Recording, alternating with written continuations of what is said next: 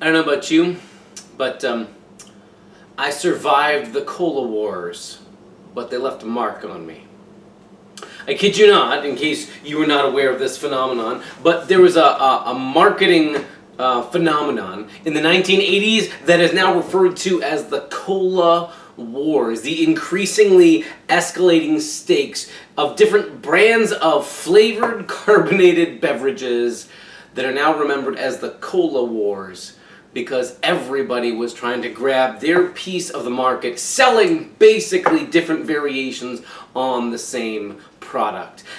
I grew up, I came of age, and to be honest, we are still certainly living in an age like this that was all about individual brands competing after a small amount of available money, the discretionary spending of consumers, and everybody pitting against everybody else for who could get the most share of the business. Whether it was Coke and Pepsi or any of the other infinite variations that are out there, it was all thinking, there's only so much to go around. Our job is to grab as big a pie wedge from the other competitors as possible, and that basically everybody was selling soda, but you wanted to have control. And if somebody else was drinking something different than what you were selling, you needed to fight against them. It's honestly silly, except that so much of our world, so much of the culture we live in is still driven by that thinking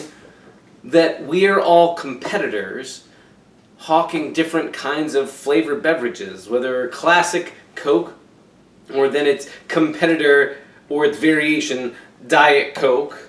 And then Pepsi comes along with its own variation, Diet Pepsi, and Dr. Pepper's in the mix, who knows what flavor that's supposed to be. All of them in competition with each other. That if you're one team or one brand, you're fighting against the other brand, all whose mission, whose job, whose purpose is not to actually satisfy anybody's thirst, but to make money by getting people to buy your brand. Seriously, is this all there is? I want to suggest living through a time when this is the conventional wisdom for how we sell beverages has infected all the way down to how we approach our relationship as the people of God, to God and to each other. We don't say it maybe quite this way. We don't talk about ourselves like brands that we're competing. Oh, that church over there, they're like the Diet Coke of God, and we are the Coke Classic. Or, if they're the old school kind, you don't want them. Or they're the tired generic brand. We're the fancy Dr. Pepper with 20 flavors in it. We play these games even if we don't quite use the same language, but it's still the same old thinking that everybody's just trying to get a corner on the market, as though God were a product that could be bought.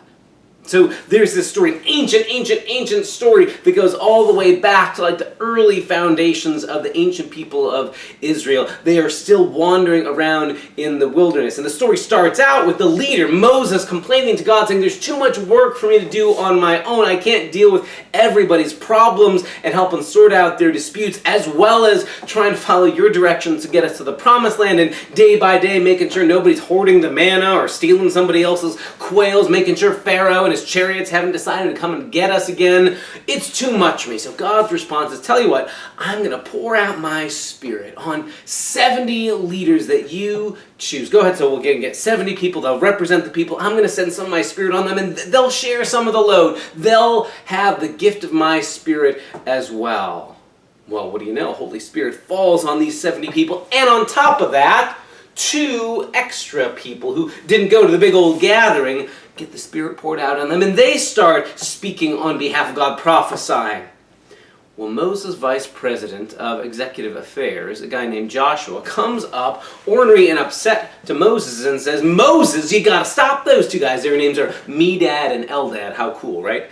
Medad and Eldad, you gotta stop them because they're prophesying and they weren't in the official space where God was allowed to send the Holy Spirit. They're competitors. It's like they're selling a different brand. You can't let them be around. You can't let them have access to the Spirit of God. And Moses' response is perfect.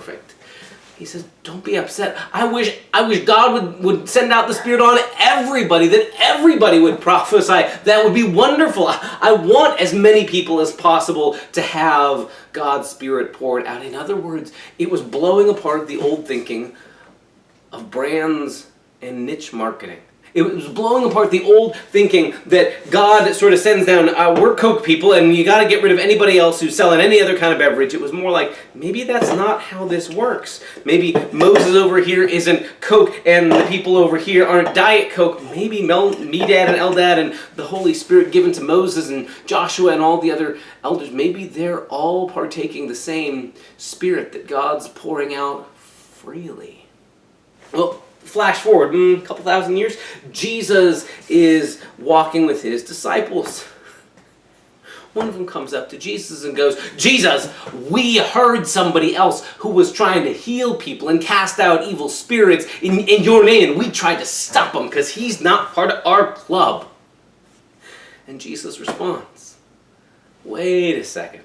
Don't stop somebody else. What do you think this is? Coke versus Pepsi? It's not that I'm Coke and he's Pepsi. No, if he's really doing something in my name, and if the evil spirits are obeying, if other people are being healed, good, fantastic. Anybody who's not against us, Jesus says, is for us. Instead of treating this like the religious group trying to do good next door or across town is our enemy because they're competing for a small niche of the market, for a share of a very small amount of the demographic group we're trying to appeal to. Instead of treating this like the cola wars all over again, Jesus says, no, we're here for the work of bringing people more fully to life. So God does that through us, great. But if God reserves the right to work through other people, and they don't consult with us, guess what? I have to allow the possibility that God is bigger than any one brand label. I have to allow the possibility that God reserves the right not only to be in one spot, but also over there, and also over there, and also over there at the same time. In fact, maybe God was never a commodity available to be canned, boxed in, and consumed for sale. Maybe God has always been willing to be freely given away to bring us to life. We have this way, we church folk, let's admit it, of sometimes treating our gatherings as church like we are one brand competing against another. Every denomination, every group, every congregation plays this game. We compete against why we think we're better than the church down the road or the church across town, or we don't like the way those people do things, we don't like the way those people do things, and we've got the right answer, or we're the classic ones, or we're like all the good stuff but none of the bad baggage and calories that you don't like.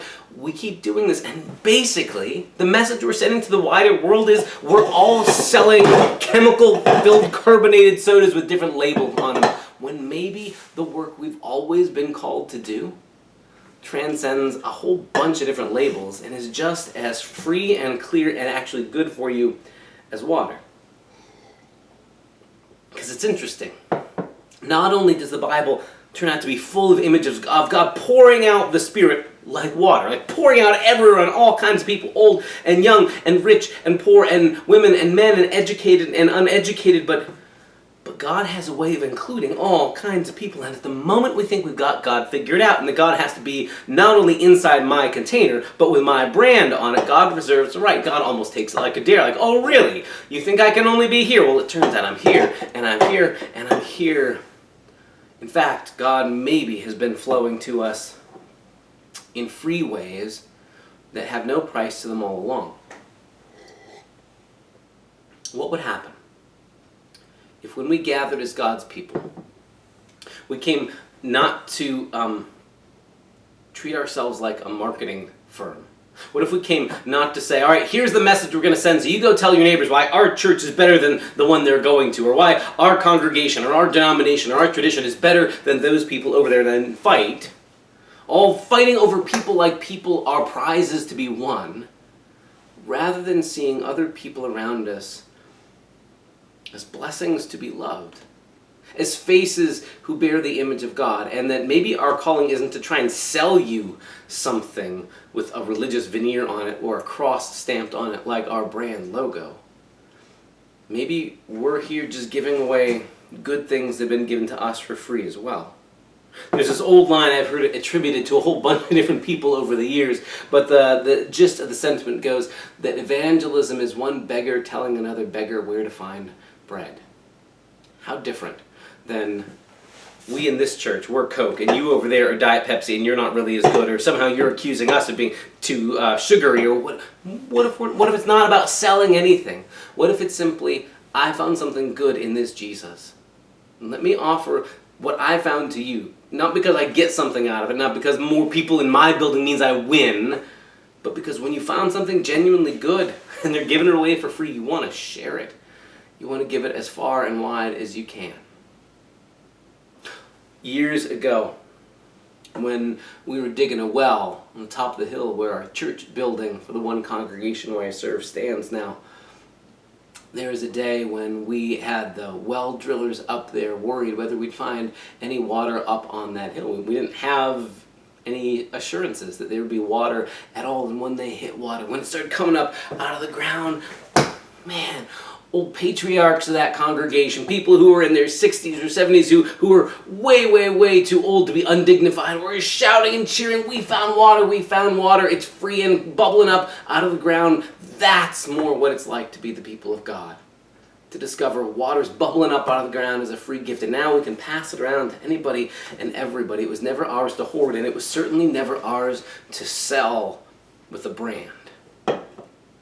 What if the whole life of following Jesus was less about deciding whose brand was right, whose brand was the most stylish, most popular, most trendy, or whatever, but simply saying, God's given us free water and it's flowing freely.